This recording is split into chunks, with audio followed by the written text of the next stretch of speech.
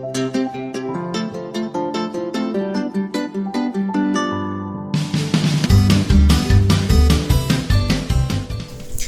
મિત્રો, આપણે અહીંયા જુદા જુદા મજૂરો વિશે, ખેતરના માલિક વિશે, નાની મોટી દુકાન ચલાવતા ગામડાનું જીવન જોયું. તો ચાલો હવે આપણે એક નજર શહેર તરફ કરીએ. તો હવે જોઈએ શહેરનું જીવન. શહેરના જીવનની વાત કરીએ તો આપણે અત્યારે ગ્રામીણ જીવન અને જીવન નિર્વાહની વાત કરી રહ્યા છીએ કે ગામડાની અંદર કેવું જીવન લોકો જીવે છે, કેટલી મુશ્કેલીઓનો સામનો કરે છે, એમાંય મજૂરોની જે સ્થિતિ છે કેટલી દયજનક છે અને કેવી રીતે પોતાનો જીવન નિર્વાહ ચલાવે છે, આ બધી જ માહિતી આપણે મેળવી. તો આ જ રીતે વિદ્યાર્થી મિત્રો, શહેરની અંદર પણ કેટલાક લોકો અલગ અલગ વ્યવસાય સાથે જોડાયેલા હોય છે, તો કેટલાક લોકો છૂટક રોજગારી મેળવવા માટે અલગ અલગ કામમાં જોડાયેલા હોય છે. તો ચાલો હવે એમની શહેરની અંદર કયા કયા વ્યવસાય અને રોજગારી આવેલી છે અને લોકો પોતાનો જીવન નિર્વાહ ચલાવે છે એની માહિતી મેળવીએ. શહેરની વાત કરીએ વિદ્યાર્થી મિત્રો, તો શહેરની અંદર રોજગારી મેળવવી ખૂબ જ કપરું કામ છે, કારણ કે શહેરની અંદર વસ્તી એટલી બધી છે કે જેના કારણે કામ મેળવવું ખૂબ જ અઘરું બની જાય છે. અને શહેરમાં વસતા લોકો છે અને તેમની રોજગારી છે, આ અંગે આપણે ચલો થોડી વિગતે વાત કરીએ કે શહેરની અંદર વસતા લોકો છે એ કેવો વ્યવસાય કરે છે, કઈ રીતે કામગીરી કરી પોતાનો જીવન નિર્વાહ ચલાવે છે. વિદ્યાર્થી મિત્રો, આપણી આસપાસ શહેરમાં જોઈએ તો અનેક લોકો રહેતા હોય છે અને કોઈને કોઈ કામ સાથે એ લોકો જોડાયેલા હોય છે. કે તમે તમારા આડોશ પાડોશમાં જુઓ તો શું બધા એક જ સરખું કામ કરે છે? ના, દરેક વ્યક્તિ છે એ શહેરની અંદર અલગ અલગ કામની અંદર જોડાયેલી જોવા મળે છે. અને શહેરની અંદર તો વિદ્યાર્થી મિત્રો વિવિધ પ્રકારના વ્યવસાયો જોવા મળતા હોય છે, કારણ કે ઘણી બધી ઔદ્યોગિક વસાહતો છે એ શહેરની અંદર આવેલી હોય છે. તો સાથે સાથે બાંધકામની કામગીરી ચાલતી હોય છે, તો ક્યાંય બીજી છૂટક મજૂરીના કામ પણ અહીં શહેરની અંદર જોવા મળતા હોય છે. અને આ વ્યવસાય ઉપર લોકો પોતાનો નિર્ભર હોય છે, કારણ કે પોતાની જે આવક છે એના ઉપર પોતાનો જીવન નિર્વાહ ચલાવતા હોય છે. આગળ વાત કરીએ વિદ્યાર્થી મિત્રો, તો કોઈને દુકાન હોય, કોઈ દુકાનમાં નોકરી કરતું હોય, કોઈ શહેરની અંદરમાં રહેતા લોકો ઓફિસમાં જતા હોય ત્યાં કામ કરે, કોઈ રોડ ઉપર બેસીને ધંધો કરે. તો આ રીતે શહેરના લોકો છે એ પોતાનું જીવન જીવતા હોય છે. કે જીવન જીવવા માટે જે જરૂરિયાતી વસ્તુ છે એ મેળવવા માટે એને રોજગારી, જે પૈસાની જરૂર પડે તો એ પૈસા ક્યાંથી મેળવે છે? તો શહેરની અંદર આ રીતે જે આપણે જોયું કે અલગ અલગ કામગીરી કરીને પોતે આવક મેળવતા હોય છે. વિદ્યાર્થી મિત્રો, તો શહેરની અંદર કેટલાક લોકો એવા હોય છે કે જે હરતા ફરતા કામ કરે. તો કોઈ શાળાની અંદર કે કોલેજમાં ભણાવવા જાય, તો કોઈ નાની મોટી મજૂરી કરે, કે કોઈ પોતાના કૌશલ્યને આધારે, એટલે કે પોતાની પાસે એવું કોઈ આર્ટ હોય, એવી કોઈ ક્ષમતા હોય, એવું કોઈ કૌશલ્ય હોય કે જે ભગવાને આપેલી બક્ષિસ જેને આપણે કહીએ છીએ કે જે ચિત્રકામનું છે, સંગીતનું છે, કે આવું કોઈ નોલેજ નૃત્યનું ધરાવતા હોય, તો એના આધારે પણ પોતે રોજગારી મેળવતા હોય છે અને પોતાનો જીવન નિર્વાહ ચલાવતા હોય છે. કે જ્યાં ઇમેજની અંદર આપણે જોઈ શકીએ કે શહેરની અંદર અલગ અલગ રીતે લોકો પોતાનો જીવન નિર્વાહ ચલાવે છે. વિદ્યાર્થી મિત્રો, આપણે જે શહેરી જીવનની વાત કરી રહ્યા છીએ, તો ચાલો આ શહેરની અંદર રહેતી એક વ્યક્તિ રેખાબેન વિશે વાત કરીએ. તો ચાલો રેખાની વાત શું છે એના વિશે વધુ જાણીતી માહિતી મેળવીએ. એક રેખાનું ગામ નાનું હતું અને બાજુના શહેરમાં જ એના માસી રહેતા હતા. એટલે કે રેખા છે એ ગામડામાં રહેતી હતી અને બાજુના શહેરમાં એના માસી રહેતા હતા. હવે વિદ્યાર્થી મિત્રો, આ રેખા છે એ નજીકમાં આવેલા શહેરમાં એના માસી રહે છે, એટલે માસીના ઘરે પોતે આવતી જતી રહેતી હતી. અને અહીંયા શહેરની અંદર એણે જોયું, રેખાએ, કે કેટલાય લોકો રોડ ઉપરથી પણ રોજગારી મેળવે છે. કારણ કે આપણે શહેરની અંદર ખ્યાલ છે કે રોડ ઉપર ઘણા નાની મોટી વસ્તુઓ વેચી અને પોતાની રોજગારી મેળવતા હોય છે. ચશ્મા છે, ટોપી છે, બૂટ છે, તો ઘડા, માટલા, આવું બધું મૂકીને, તો બીજી જીવન જરૂરિયાતની વસ્તુઓ મૂકી અને લોકો રોજગારી રોડ ઉપરથી પણ પોતે મેળવતા હોય છે. કે જ્યાં ઇમેજની અંદર આપણે જોઈ શકીએ કે શાકભાજીવાળા, ફ્રૂટવાળા પોતાની લારી લઈ અને નાની મોટી જે નાસ્તાની લારીઓ છે એવું લઈ અને શહેરની અંદર લોકો છે એ રોડ ઉપરથી પણ રોજગારી મેળવે છે. હવે વિદ્યાર્થી મિત્રો, અહીં રોડ ઉપર કોઈ શાકભાજીની નાની દુકાન ચલાવે છે, પાથરીને આપણને ખ્યાલ છે તો એક માજી છે એ લારી ઉપર શાકભાજી વેચે છે, ફૂલની દુકાન હોય, સાયકલ પંચરની દુકાન હોય કે કોઈ મરામતની દુકાન ચલાવે છે. તો આ રીતે રોડ ઉપર નાની મોટી દુકાનો છે શહેરની અંદર હોય છે અને લોકો પોતાનું જીવન નિર્વાહ ચલાવતા હોય છે. અને રોડ ઉપરના વિદ્યાર્થી મિત્રો એક ખૂણાની અંદર બુટ પોલીસની દુકાનો બનાવીને એક ભાઈ ત્યાંથી પણ પોતાની રોજગારી મેળવે છે. આપણને ખ્યાલ છે કે બુટ પોલીસ વાળા પણ રોડ ઉપર હોય છે અને જ્યાંથી આવતા જતા જે ઓફિસે જતા લોકો છે એ પોતાના બૂટ પાલિશ કરવા માટે ત્યાં ઊભા રહે અને પછી ઓફિસે જતા રહે છે. આમ બૂટ પોલીસ કરીને પણ લોકો પોતાની રોજગારી મેળવે છે.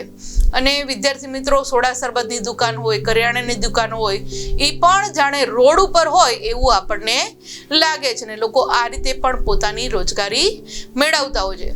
તો રોડ ઉપર ઊભા રહી અને થોડી જ વારમાં ગાડીનો કાચ સાફ કરી અને પૈસા ભેગા કરનાર લોકો પણ રેખાએ જોયા. રેખા જ્યારે શહેરની અંદર આવે છે ત્યારે એને ગામડા કરતા શહેરની અંદર રોજગારી વધુ જોવા મળી કે લોકો રોડ ઉપર પણ અલગ અલગ કાર્ય કરી અને પોતાની રોજગારી મેળવે છે. તો ઘણા લોકો એવા પણ જોયા કે ગાડીઓ ઊભી હોય, આપણને ખ્યાલ છે કે સિગ્નલ ઉપર ગાડી ઊભી હોય એટલે ઘણા નાના નાના જે 14-15 વર્ષના છોકરા છે એક કપડું લઈને આવે, ગાડી સાફ કરી નાખે ને 5 રૂપિયા 10 રૂપિયા ગાડીવાળા પાસેથી એ લેતા હોય છે. તો આ રીતે પણ લોકો પૈસા ભેગા કરીને પોતાની રોજગારી ચલાવતા હોય છે કે જે આ ઇમેજમાં આપણે જોઈ શકીએ છીએ.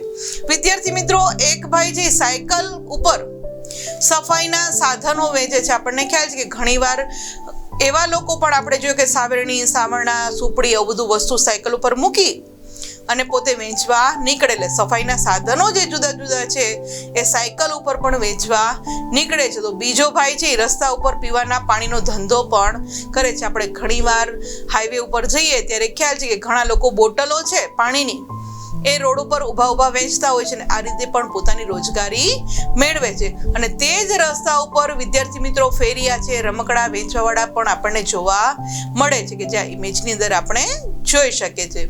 વિદ્યાર્થી મિત્રો, રેખાએ એક હેર કટિંગ સલૂન જોયું.